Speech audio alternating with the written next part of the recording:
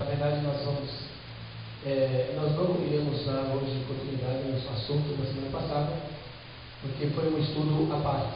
Falei para os irmãos que ia dar um estudo à parte, e fiz isso só quarta-feira da semana passada. Na quarta-feira da semana passada nós temos um estudo aqui, mas foi um estudo assim, não como a sequência dos assuntos dos estudos que nós estamos dando durante esses dias. Desde janeiro nós iniciamos um estudo falando sobre resgatando os valores. Começamos pelos valores cristãos, mas devido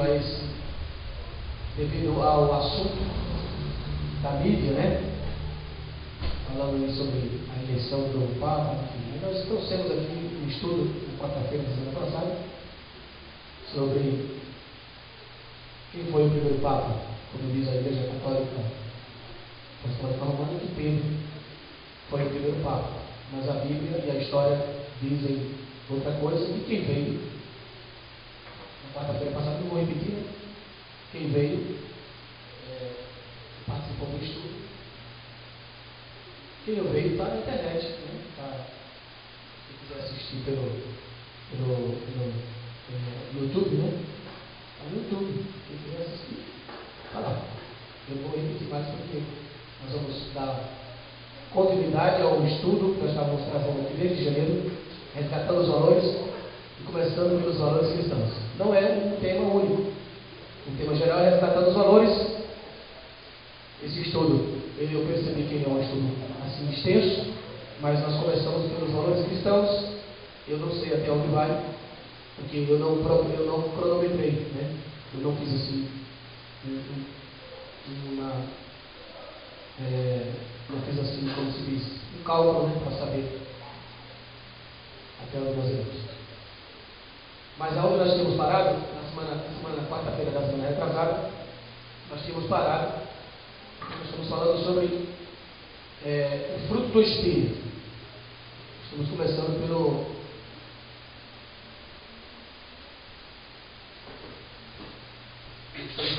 pelo primeiro aspecto, do fruto do Espírito. Primeiro aspecto, que é o amor. Nós falamos aqui sobre os objetos do amor divino. Falamos sobre o mundo, esse primeiro objeto. São 7 os objetos do amor divino. Inclui o mundo inteiro. Deus amou o mundo de tal maneira que deu o seu Filho unigênito, para que todo aquele que nele crê não pereça, mas tenha vida eterna. Inclui o mundo inteiro, ou seja, toda a humanidade. E exclui o sistema mundial.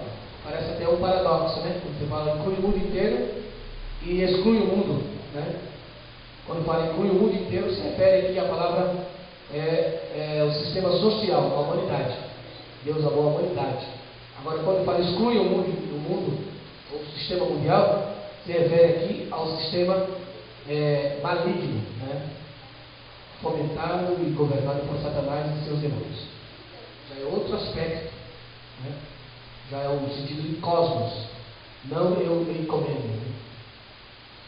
E nós vimos aqui agora, nós vamos ver aqui que o terceiro objeto do amor divino inclui a igreja verdadeira.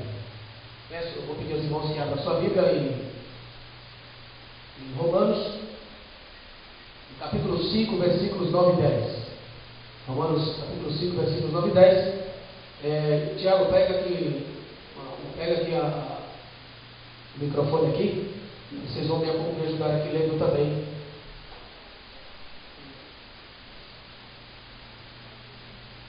Leia Romanos, capítulo 5, e os versículos de número 9 e 10. Inclui a igreja verdadeira. Logo muito, mas agora sendo justificado pelo seu sangue, seremos por ele salvos da ira, porque se nós, sendo inimigos, fomos reconciliados com Deus pela morte do seu Filho, muito mais estando já reconciliados, seremos salvos pela sua vida. Está vendo aí? Isso é muito interessante, Nós, versículo 8, leia 8, Tiago, também, para nós entender melhor o que Mas Deus prova o seu amor para conosco, em que Cristo morreu por nós, sendo nós ainda pecadores. Então, Deus prova, Ele dá prova desse amor para conosco, em que Cristo morreu por nós, sendo nós ainda pecadores. Estando nós vivendo ainda no pecado, Deus deu o seu Filho para morrer por nós. Olha que coisa interessante, né? Não houve aí assim como se diz assim, um acordo, né? Eu vou dar o meu filho para morrer por você, mas você tem que abandonar o pecado. Não foi feito isso. Deus deu o seu filho estando toda a humanidade debaixo do pecado. Deus, primeiramente, Ele não fez um acordo. Vocês, eu vou dar o meu filho para morrer para salvar a vocês, mas vocês precisam abandonar o pecado. Vocês precisam deixar o pecado. Não foi feito isso. Simplesmente o Pai deu o seu filho para morrer em favor da humanidade, estando todos os seres humanos vivendo em pecado, sem Deus ter feito nenhuma coisa com a humanidade. Então, Ele prova, e Deus provou o seu amor para conosco, em que Cristo morreu por nós, sendo nós ainda pecadores. Aqui tem uma nota que diz assim,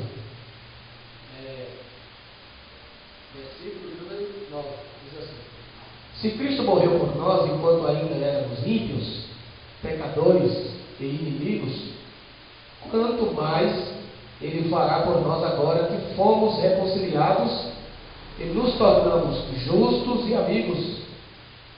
Se nos salvou com sua morte, quanto mais Ele pode nos salvar com sua vida. Ele nos salvou com sua morte. Ele pode nos salvar, quanto mais, né? Ele pode nos salvar com sua vida. Então, a palavra reconciliar, catalasso, quer dizer, mudar de inimizade para amizade, reconciliar. As duas partes estavam, ali em inimizade. Por causa do pecado, o homem estava em inimizade com Deus. E sempre era do lado humano, Inimizade. O homem inimigo tornou-se inimigo de Deus. Porque Deus continuou amando o homem, o ser humano, mesmo estando ainda no pecado. Agora, continuando aqui, diz assim: vós, maridos, amai as vossas mulheres, como também Cristo amou a igreja e a si mesmo se entregou por ela. Efésios, capítulo 5, e versículo 25. Vê se tem aqui uma nota aqui. Efésios 5, 25. Efésios, capítulo 5, e o versículo número 25. Diz, vós maridos, amai vossa mulher, como também Cristo amou a igreja e a si mesmo se entregou por ela, para a santificar, purificando-a com a lavagem da água pela palavra, para a apresentar a si mesmo igreja gloriosa, sem mácula, nem ruga, nem coisa semelhante, mas santa e irrepreensível. Então, o versículo 27 ali.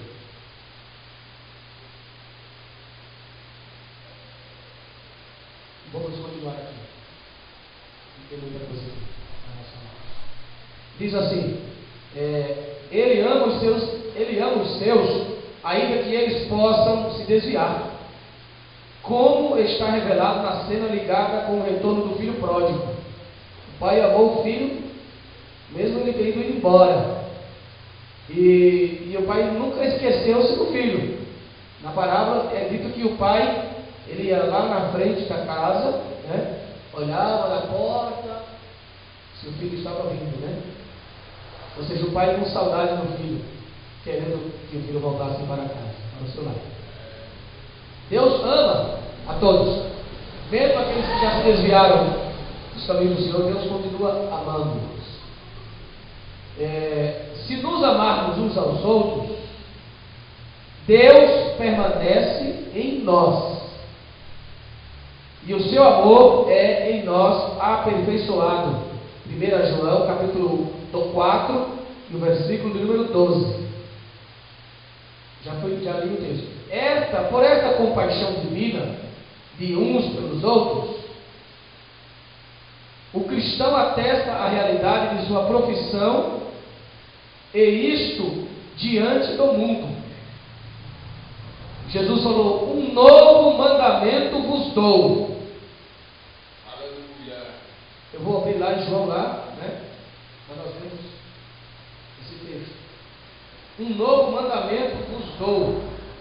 Está lá no capítulo 13, né? Versículo de número 30, versículos 34 e 35. A palavra aqui novo, essa palavra aqui, ela no grego é kainos, quer dizer renovado. Um novo mandamento vos dou, que vos ameis uns aos outros, assim como eu vos amei a vós, que também vós vos ameis uns aos outros. Nisto, é o versículo 35 agora. Nisto conhecerão todos que sois meus discípulos, se tiverdes amor uns aos outros. Aqui tem uma nota aqui, ó. A palavra grega aqui para novo, o novo aqui é renovado. A palavra grega significa renovado, ou seja, um mandamento renovado. Por que ele está falando que é um mandamento renovado? Esse mandamento é um mandamento renovado.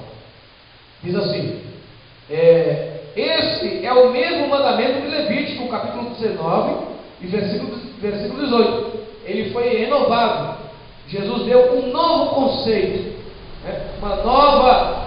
E ele adicionou algumas coisas aqui, alguns elementos novos. Por isso que ele diz que é novo, porque houve adição, né? Ele acrescentou algo a mais aqui, ó. Amarás o teu próximo como a ti mesmo. É o que está lá em Levítico, capítulo 18, capítulo 19, versículo 18. Mas ele continua: amarás o teu próximo como a ti mesmo. Aí ele continua. Aqui diz assim: o mandamento renovado possui uma parte adicional. Por isso que Jesus fala um novo mandamento. Por que ele diz um novo mandamento? Como eu vos amei a vós. Então, Levítico diz: amarás o teu próximo como a ti mesmo. Aí Jesus fala assim: como eu vos amei a vós. Como, ou seja, esse como aqui é do mesmo modo, da mesma forma, da mesma maneira, como eu vos amei a vós. É para nós amarmos uns aos outros do mesmo modo, da mesma forma como Jesus nos ama. Então esse amor, o amor lá de Levítico capítulo 19, versículo 18, é o amor da lei. É da lei. Agora esse que Jesus está trazendo aqui não é da lei, é da graça, é superior, está acima. Porque Jesus é mais profundo e de maior qualidade. Ele diz assim: como eu vos amei a vós. Não é como eu amo a mim mesmo. Amarás o teu próximo como a ti mesmo. Não é assim. Esse é o mandamento da lei. Agora Jesus está falando assim: como eu vos amei a vós. E eu ia acrescentando: ao ponto de entregar a sua própria vida. Ao ponto de morrer. Você tem que amar uma pessoa ao ponto de você dar a sua vida em favor daquela pessoa. É esse tipo de amor que Jesus quer de nós e requer de nós. Ele pede de nós. E esse amor não é humano, é divino. Nenhum ser humano tinha esse amor de si mesmo. Esse amor é a graça de Deus manifesta nos corações e na vida do crente. Não é humano esse amor. Para alguém amar outra pessoa ao ponto de dar a sua vida por ela, esse amor não é humano. Ainda que o amor humano seja real, né? Isso é essência. Aí diz assim, ó. O mandamento, diz assim, ó. Deixa eu ver aqui. Cristo cumpriu mais do que o preceito mosaico. Ele não apenas amou seu próximo como a si mesmo, mas o amou mais do que a si mesmo. Jesus amou a humanidade mais do que a si mesmo. Para ele dar a sua vida em favor da raça humana, que estava caída no pecado, na miséria do pecado, na desgraça do pecado, ele teria que amar a humanidade mais do que a si mesmo. Se Jesus amasse a humanidade somente, se Jesus amasse a humanidade como ele amava a si mesmo, não teria dado a sua vida em favor da humanidade. Porque seria um amor limitado como a si mesmo. O limite seria o si mesmo. Mas ele amou, a Bíblia diz que ele nos amou até o fim, ou seja, ele nos amou eternamente. Com um amor eterno, sem limite. Um amor infinito. Aqui diz assim, ó. Pois entregou sua própria vida pelos outros. Nisto ele chamou seus discípulos para o seguirem. E quando Jesus nos chama para seguir a ele nos chama para seguirmos o seu exemplo. Não é como nós vemos aí muitos mestres aí, né? E doutores chamando as pessoas para seguirem, mas não é para seguir o seu exemplo, né? Para seguir a sua ideia, a sua filosofia, sua ideologia, suas opiniões, mas Jesus falou, siga o meu caráter. Jesus ele é muito direto, muito sucinto, muito prático, um mestre prático. Quando Jesus se pedia, quando ele falava para os seus discípulos seguirem o seu exemplo, ele falava, sigam o meu caráter, o meu jeito de ser e agir. Ele era um mestre prático e não um mestre teórico, que só fala e não faz. Só fala. Manda os outros fazer, faz isso, faz aquilo outro, mas não vivem aquilo que eles estão pedindo para que as pessoas façam. Na prática, eles não vivem. Pede para as pessoas fazerem isso, como Jesus falou para os escribas e fariseus. Escribas e fariseus hipócritas, vocês sobrecarregam as pessoas, né, com mandamentos, e colocam um fardo pesado sobre os ombros das pessoas, mas vocês não conseguem mover nem só com o dedo, vocês não conseguem mover com o dedo. Ou seja, a hipocrisia. Eles sobrecarregam as pessoas de preceitos, de conceitos e de doutrinas de homens. Está cheio, eu estou falando das dias, tem pessoas assim, mas são hipócritas, vivem de aparência. Eles vivem de aparência. Eles não vivem com base na realidade. Jesus ele vivia com base na realidade. Jesus falou assim, eu não vivo de aparência. E eles sabiam disso, até que eles falaram lá, os herodianos, justamente com os discípulos dos fariseus, falaram para Jesus, sabemos que tu não vive de aparência. Sabemos que tu não julga e não olha para a aparência. E Jesus não olha mesmo, ele olha para ele ver a realidade das coisas. E julga de acordo com a realidade dos fatos. Então, aqui ó. Estar prontos em todas as ocasiões para entregar suas vidas pelos outros e pelos inimigos, se isso os salvasse do inferno. Fala em Romanos capítulo 5, versículo 8 a 11, né? Isso é o que nós lemos, né? Não, não é outra coisa. Isso ultrapassa em muito. Nós lemos, foi lido isso aqui, né? Romanos capítulo 5, foi lido já. Isso ultrapassa em muito todos os sistemas morais de todas as religiões. Nenhum sistema jamais prescreveu algo tão puro e altruísta. Nenhum sistema religioso em todo o planeta possui um padrão de vida tão elevado como é o padrão do Evangelho. Nenhum sistema religioso, nem o budismo, nem o confucionismo, nem o hinduísmo, nem o islamismo, nem qualquer ismo não possui. Só o cristianismo autêntico, o cristianismo clássico, não o cristianismo, né, do modo geral e como muitos podem interpretar, mas o cristianismo bíblico, centrado no Evangelho de Cristo. Olha aqui. Não possui. Versículo 35 diz: nisto todos conhecerão que sois meus discípulos, se vos amardes uns aos outros.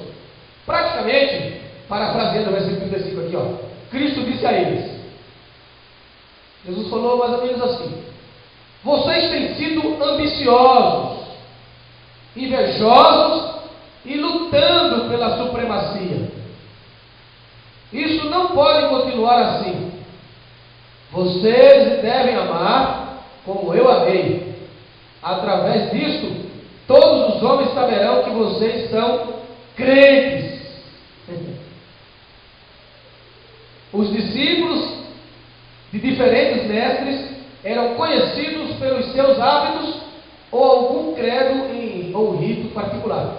Mas os discípulos de Cristo devem ser reconhecidos pelo amor que possuem uns pelos outros. Bem diferente, né? Então os discípulos aí, de diversos mestres, né? Eles são conhecidos pelos seus hábitos, pelos hábitos de seus mestres, e também por algum credo ou rito particular. Mas os discípulos de Cristo devem ser reconhecidos pelo amor que possuem uns pelos outros. Ele fala assim: olha, nisto todos, não é algumas pessoas não, é todos, de um modo geral, nisto todos conhecerão que sois meus discípulos.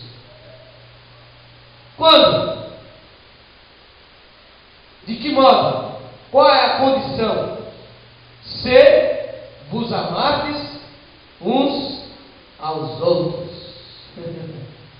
Se vos amardes uns aos outros.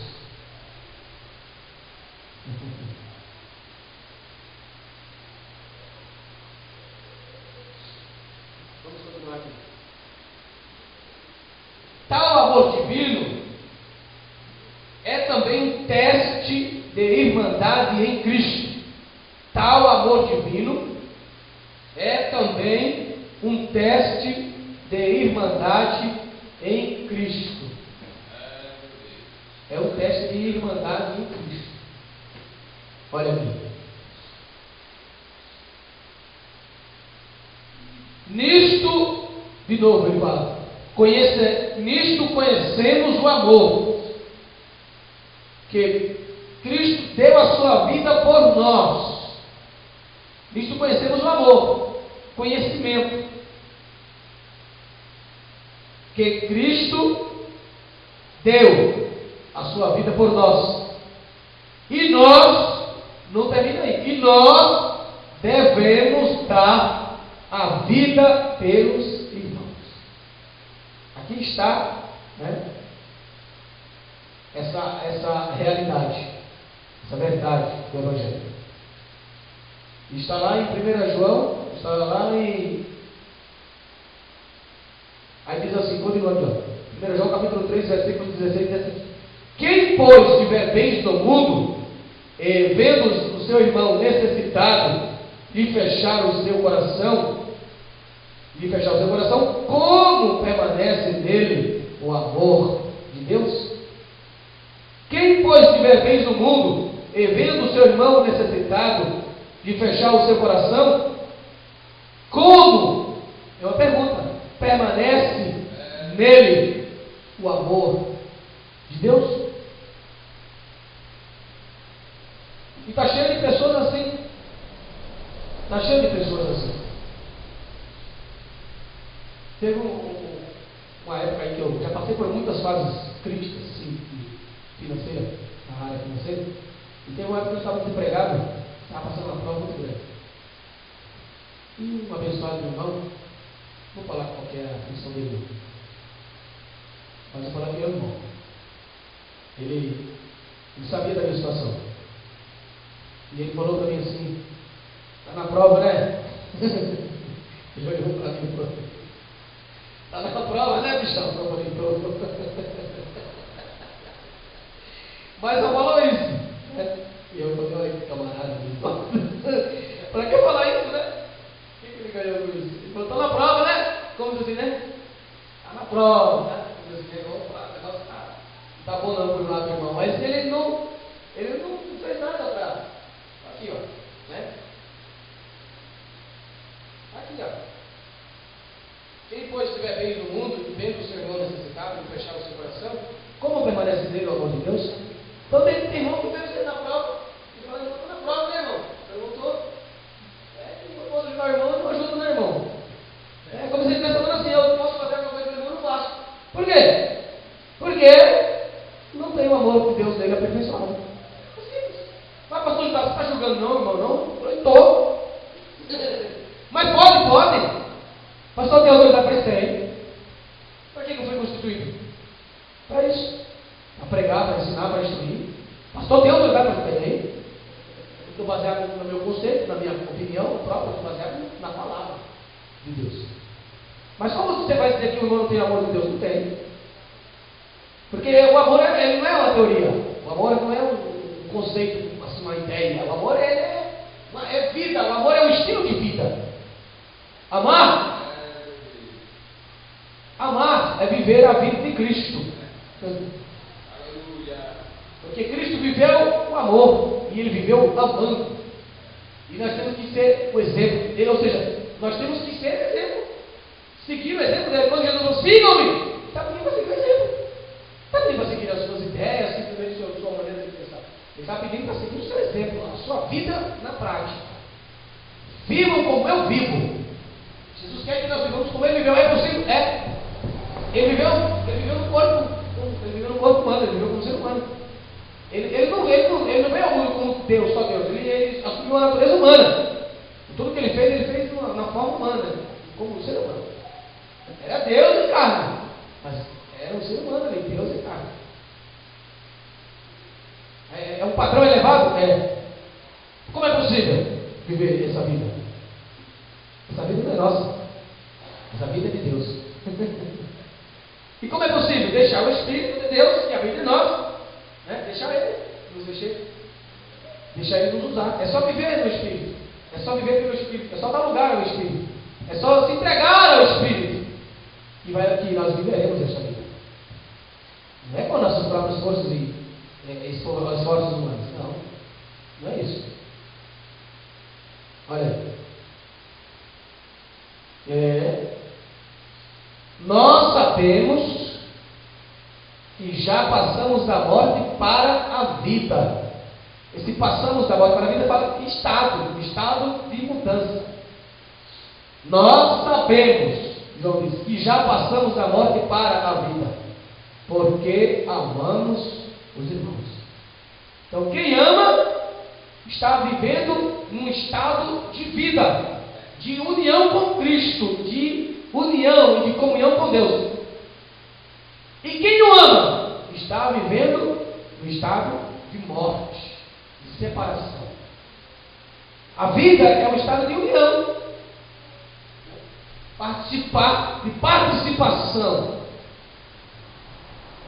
Pedro fala isso aí. Nós somos participantes da natureza divina. Nós somos participantes da natureza divina. Por quê? Se nós vivemos, se nós amarmos uns aos outros, assim como Cristo nos amou. E quem não ama, não tem o amor de Deus nele aperfeiçoado, está vivendo no estado de morte. Ainda que fale Pai do Senhor, ainda que cante sem coração, ainda que cante na mocidade, ainda que toque na banda, ainda que pregue, ainda que faça isso, faça aquilo outro, canta toda a igreja, mas se ele não ama, então ele está vivendo no estado de separação. E a palavra morte, em sua etimologia, no seu sentido etimológico, a palavra morte não é inexistência, aniquilamento. A palavra morte é separação. O sentido da palavra morte, no seu sentido etimológico, não é inexistência, não é aniquilamento como ensina as testemunhas de Jeová e os adventistas por dia. A palavra morte quer dizer separação. Nós sabemos que já passamos, é uma passagem, é um estado de mudança. Passamos da morte para a vida, ou seja, de um estado de morte para um estado de vida, de união e comunhão com Cristo. Olha aí. 1 João capítulo 3, versículo 14. Aí. Agora, o quarto tópico aqui. Sem fim. Esse objeto, né? O quarto objeto do amor divino. Esse amor, ele não tem fim. Esse amor divino é sem fim. Tendo amado os seus, Jesus vem falando aqui, tendo amado os seus, no caso, os seus discípulos, que estavam no mundo, amou-os até o fim. Que fim? Né? Jesus amou seus discípulos até o fim. Mas que fim? A palavra aqui, fim, pode ser traduzida literalmente por eternamente. Amou-os até o fim, ou seja, amou-os eternamente. Esse é o sentido. Tem um fim. O amor de Deus não tem fim. O amor de Deus é eterno. Do amor de Deus operado no crente, é dito que ele é sofredor e que, afinal de contas, deve ser dessa espécie. 1 Coríntios capítulo 13, versículo 4. Abra sua Bíblia. 1 Coríntios capítulo 13, no versículo número 4.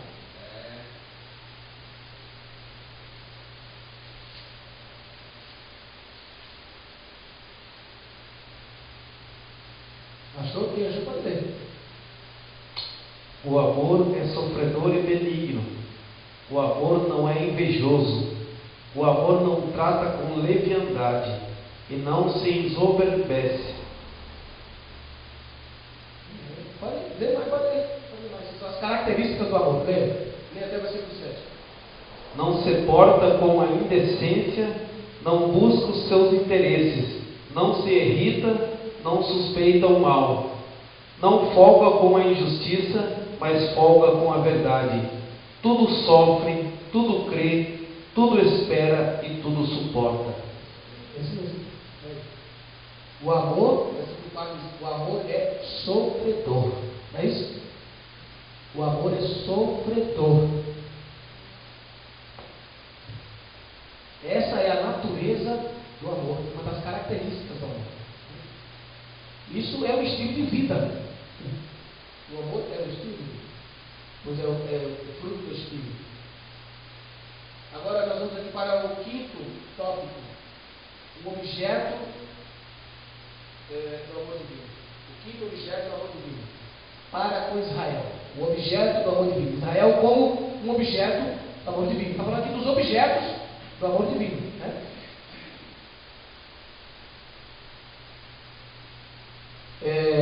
Aos de Israel, Deus disse: com amor eterno eu te amei. Jeremias capítulo 31, versículo 3. Com algum conhecimento dos propósitos eternos de Deus para a nação eleita, e também da parte dos crentes, com uma relação correta com Deus, pela qual o amor divino pode fluir desimpedidamente, haverá um amor muito definido, experimentado por este povo, a quem Deus ama tão definida e eternamente, como Ele faz com o próprio cristão. Está falando aqui do amor de Deus em relação à nação de Israel, que é um povo, né? E Deus ama esse povo. E está escrito aqui, está em Jeremias capítulo 31, versículo 3. Com amor eterno eu te amei. Deus falando que Deus ama a nação de Israel com um amor eterno.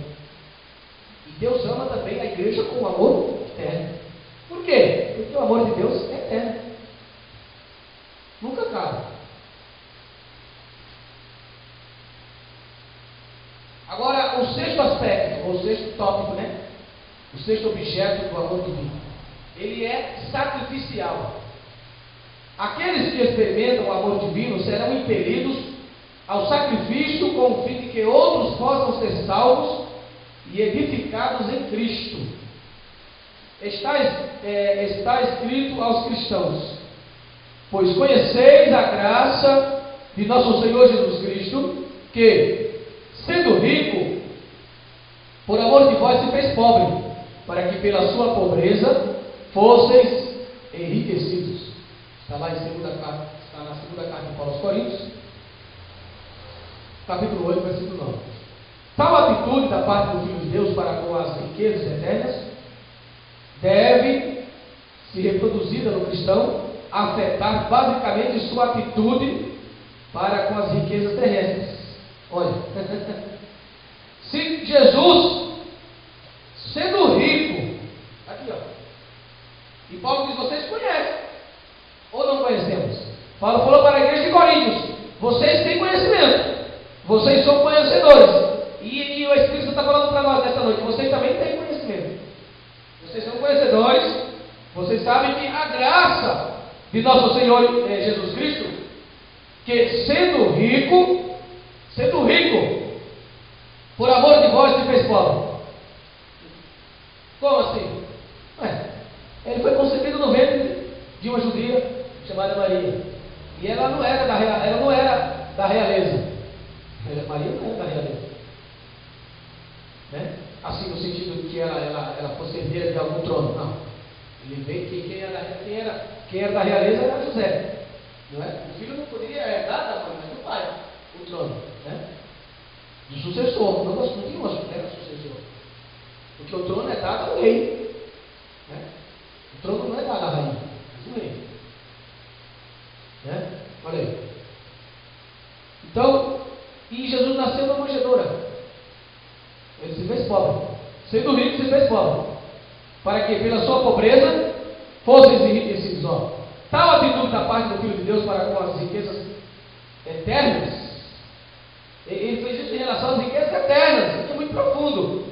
Deixou de lado todas as suas prerrogativas, toda aquela pompa como um rei que ele é eternamente, deixou o seu trono de glória e majestade e assumiu um corpo e uma natureza humana.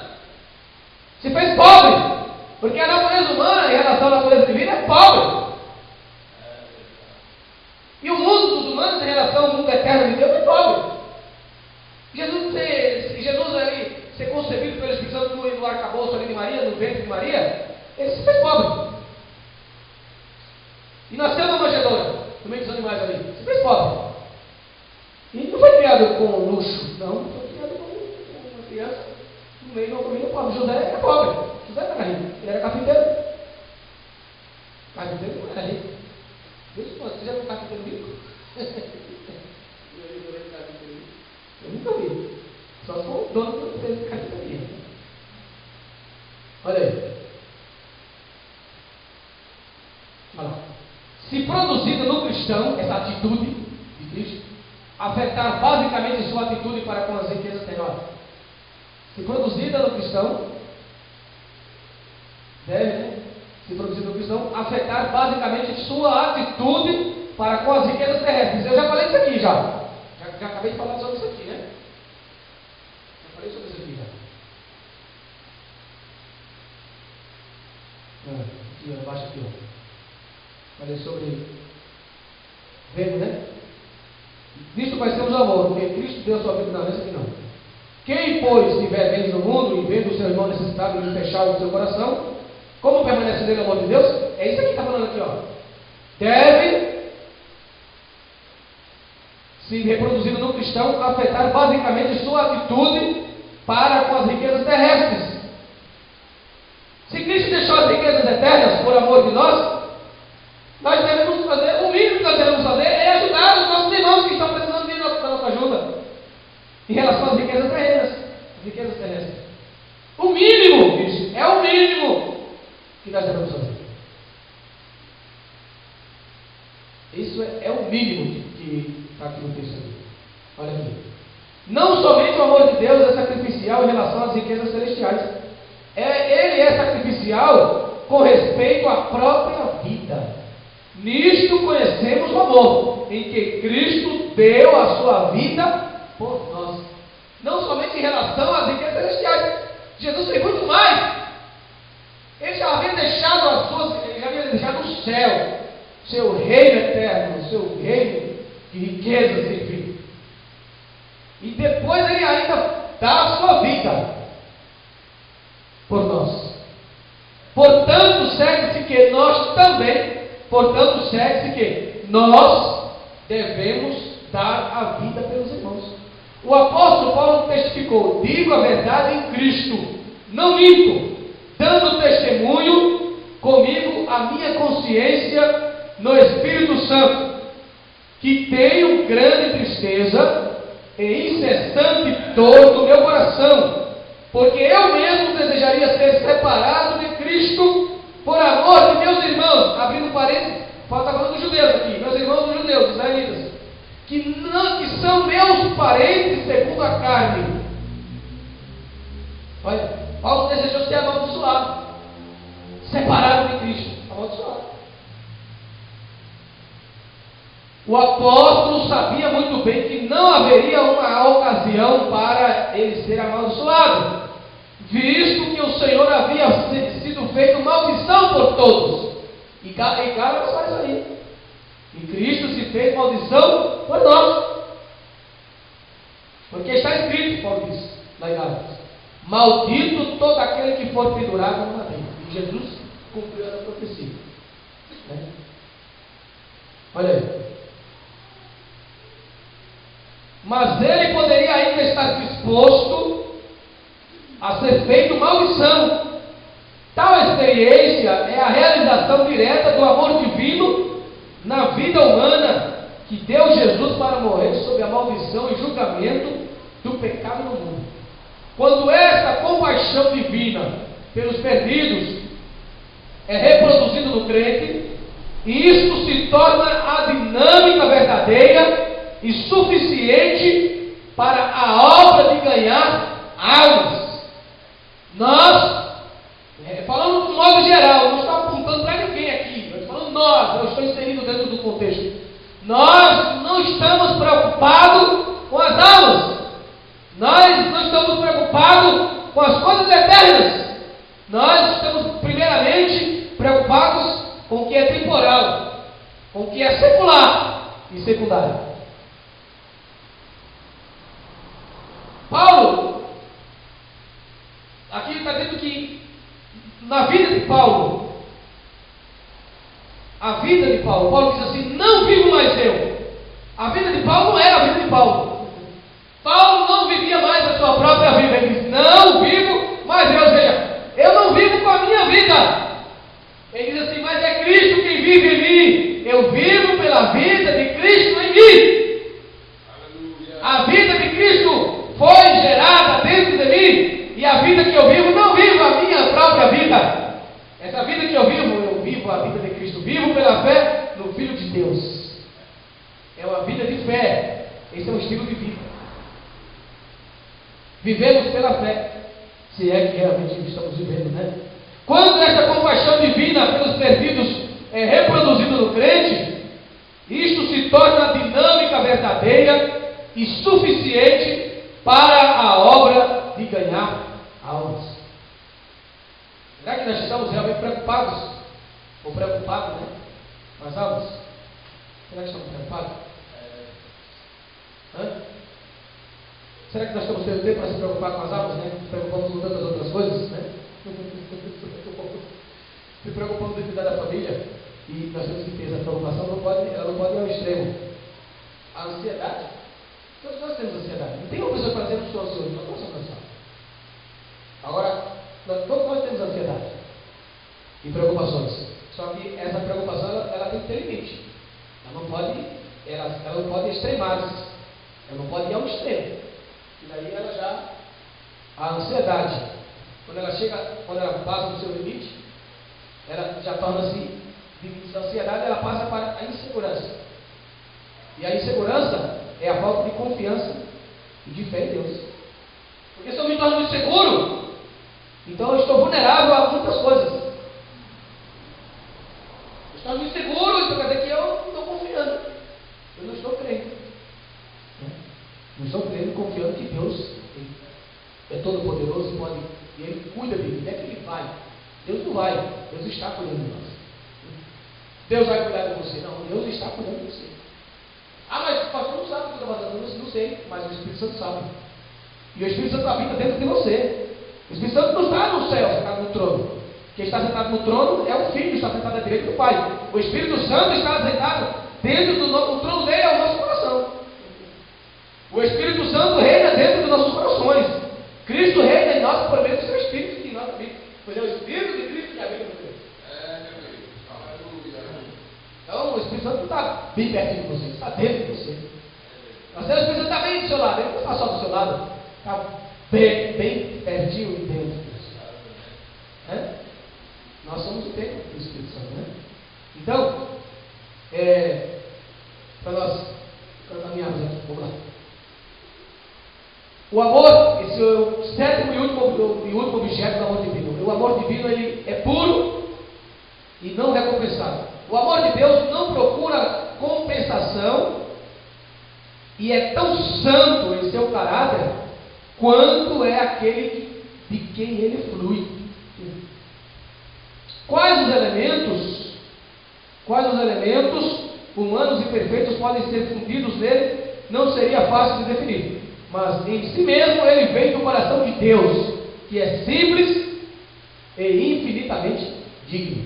O amor de Deus, ele flui do coração de Deus. Imagine, tão puro, flui do coração de Deus para o nosso coração. Deus é em si mesmo amor. Isto não significa que ele tenha alcançado o amor ou que ele o mantenha por um esforço. Não. Deus não. Ele é amor em razão de sua natureza essencial e de ser a fonte de todo o verdadeiro amor que é encontrado no universo. Contudo, o amor significa, entre outras coisas, a capacidade de ficar indignado e de reagir no julgamento sobre aquilo que é oposto a ele ilegitimamente. Pode ser crido que este é também um dos aspectos divinos do amor infinito. Na verdade, inútil é qualquer tentativa de imitar o amor divino comunicado, embora ele possa ser normalmente manifesto no crente espiritual. Mesmo o amor humano não está sujeito ao controle da vontade humana. O indivíduo não pode fazer com que ele próprio ame aquilo que ele não ama, nem pode ele, por qualquer capacidade alojada em si mesmo, começar a amar de novo aquilo que ele parou de amar. Certamente, a possibilidade de uma falsificação da compaixão divina é inconcebível. Se as afeições pelos objetos normais do amor humano não podem ser governadas pela vontade humana, como poderia a afeição pelos objetos divinos ser gerada ou descartada à vontade? Assim, fica demonstrado que a presença da compaixão divina no coração do crente não é nada além do exercício direto do próprio Deus em relação ao seu próprio amor através do crente como um canal. Quando há alguma falha a ser ajustada ou uma relação correta com Deus, o amor divino não fluirá livremente. Mas quando a relação correta é mantida, o fluxo do amor divino corre livremente. Tal controle da expressão do amor divino está longe da mera disposição para amar ou não amar que Deus ama. O amor divino é a força dinâmica e motivadora na vida espiritual. Repetido, o amor divino é a força dinâmica e motivadora na vida espiritual. Com ele, a vida é uma realização do ideal divino. Sem ele, há somente a falha e o desapontamento trágicos. As pessoas estão vivendo num estado de incredulidade tão grande, dentro da própria igreja, dentro do próprio, eu falo da igreja do modo geral. As pessoas estão vivendo num estado de incredulidade tão grande, estão ficando cada vez mais céticas, porque estão se voltando para o secularismo, para o relativismo, e as pessoas chegam a dizer que, e para o liberalismo social também, chegam a dizer que ninguém ama. E isso aí, as pessoas que falam isso, elas não estão sendo usadas por Deus. É o próprio sistema que faz com que elas tenham essa mentalidade e essa maneira de pensar. Os outros dizem, do jeito que o mundo está, ninguém ama mais ninguém, nem na igreja existe mais amor. Isso eu não julgo, porque existe.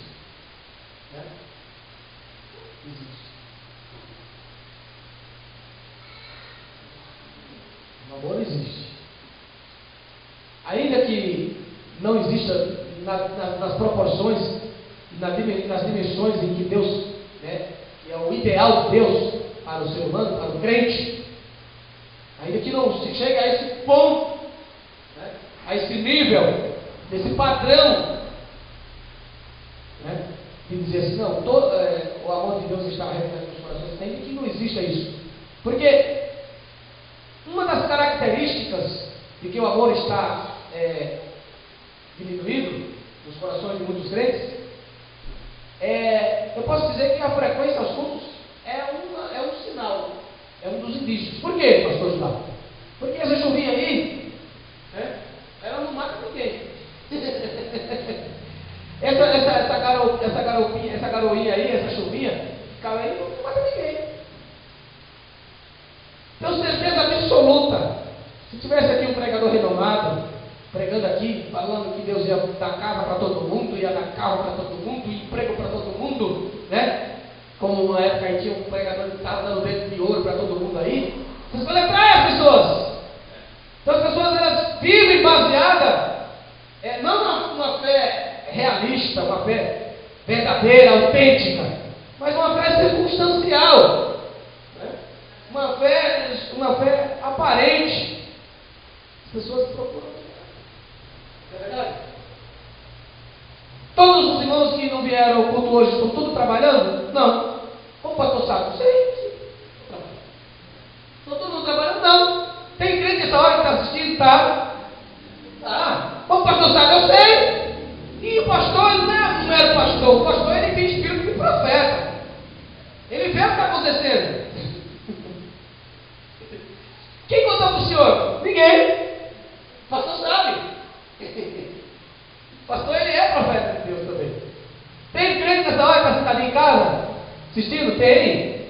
Deixou de vir ao culto para ficar assistindo? Deixou. Deus ama essa pessoa? Ama. Deus ama todos. Deus vai deixar de amar, não. O pastor ama, eu também amo. Eu não devo deixar de amar também. O pastor não fica chateado? Não posso ficar chateado. Eu fico triste, não por mim mesmo, fico triste por causa que essa pessoa está perdendo o seu tempo. Né? Como assim perdendo o seu tempo? Se ela estivesse aqui, ela estaria ganhando tempo, investindo em seu tempo, em sua vida espiritual, alimentando-se com a palavra de Deus. Mas como ela está em casa, assistindo, seja lá o que for, seja o que for. Mas a gente vai colocar ainda, não entrou ainda, né? Aqui, essa mensagem aqui vai entrar ainda. Mas ela está vendo o pastor que pregou na semana passada lá, do Papa lá, né? Mas não pode ficar da pena. Se ela ganha esse culto, ela nunca mais vai ter outro culto desse. Essa mensagem que eu estou pregando aqui, eu vou pregar, eu vou continuar falando sobre essa mensagem aqui. Esse assunto que eu estou falando aqui, né?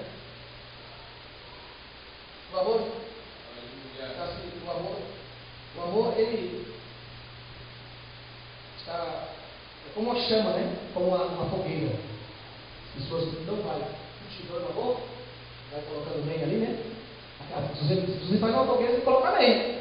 Para você manter aquela chama acesa, aquela fogueira acesa, tem que colocar lenha. O amor é uma fogueira.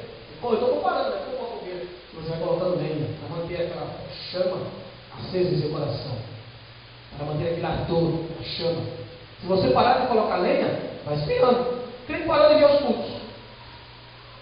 É lenha, parou de colocar lenha. Parou de ler a Bíblia. Parou de colocar lenha. Parou de orar. Ele está parando de colocar lenha. Parou de jejuar. Parou sua atividade espiritual. Parou de exercer sua vida cristã. E está cheio de crente assim. Cheio de crente secularista. Estão vivendo dentro do secularismo. Inseriram dentro do secularismo. É um cristianismo secularizado. Materialista. Né? Egocêntrico. Né? É cheio de pessoas egocêntricas. Elas pensam só em si mesmo. Ela não está nem aí com as consequências. Essa é a igreja de Laodiceia. A igreja de Laodiceia, esse período que está indo junto, né, com a igreja de Filadélfia, que é a igreja que vai ser arrebatada, que tem uma profecia para ela, no capítulo 3 de Apocalipse, versículo 10. Como guardaste a palavra da minha paciência, Jesus falando para a igreja de Filadélfia, eu também te guardarei da hora da tentação que há de vir sobre todo mundo para tentar os que habitam sobre a terra. Aleluia. Essa palavra aí, habitam, essa palavra é muito forte, é muito pertinente, essa palavra, habitam. Não é como você mora na sua casa, não. Que habita na terra é aqueles que fizeram a terra, o planeta, como a sua eterna morada. Está cheio de gente dizendo assim. Eles fizeram da terra, da cidade dele, do bairro, como sua eterna morada. Como se eles nunca fossem morrer. Então, esse é o aspecto da igreja Laodiceia. A igreja que vive no indiferentismo religioso, né? Vive uma vida indiferente com tudo e com todos. E aí também o período da apostasia.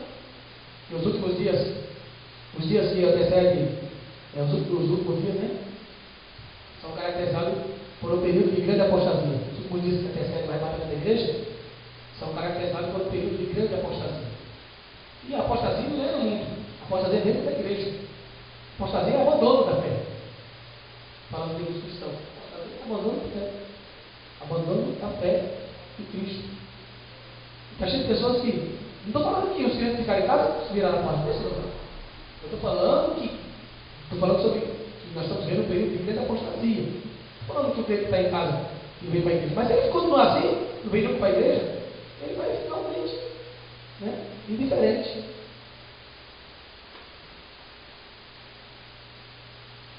Já deu 9 horas, vamos parar. Aí, cada vez que vem a gente continua. Aí nós vamos para o segundo tópico, depois semana que vem já dá para a gente ir já. O segundo aspecto do amor divino, que é a alegria. São 7, né? São 7 ou 9? 9. 1, 2, 3, 4, 5, 6, 7, 8, 9. São 9 os aspectos do amor divino. São 9, né? 9 aspectos, 9 qualidades, os 9 valores, né? Virtudes do amor, do fruto do Espírito. São 9. Então, nós vamos orar e vamos encerrar este culto, esta reunião. E quarta-feira que vem nós daremos continuidade a este assunto. Esse assunto que vai longe. Já estamos usando o amor, já não saí nem do primeiro tópico, né? Do primeiro aspecto do amor divino, do fruto do Espírito, do amor. E já passamos de janeiro até agora, março. Mas teve outros assuntos por meio aí, mas nós vamos estudar bastante coisa. Pode encerrar?